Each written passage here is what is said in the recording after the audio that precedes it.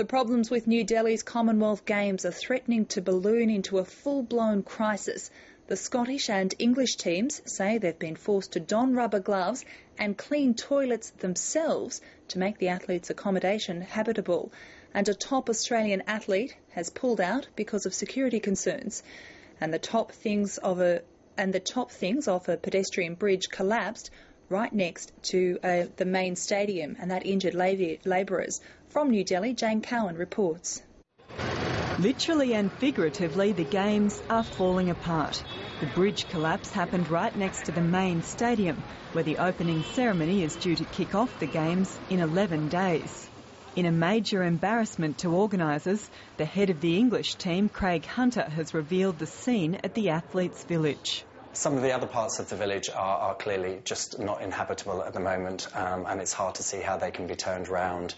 They're just appalling, they're filthy, disgusting standing water, just nobody would ever want to live in those kinds of conditions. But the organising committee has mastered the art of understatement.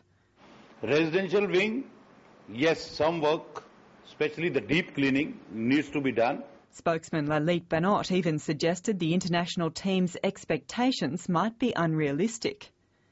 It is if you talk that whether this room is clean or it is not the clean. According to me and you, the room is clean. Fine. They want certain standard of hygiene. We have emphasised the importance of addressing the issue of the condition and the cleanliness of the Games Village, which I would have to say in many of the towers, I'm not going to pull any punches, were filthy.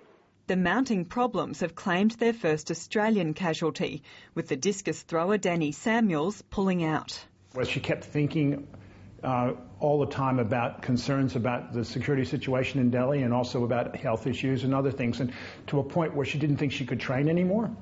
The head of the Australian Commonwealth Games Association, Crosswhite, says he expects Samuels won't be the last to drop out, but he still believes the Games should go ahead.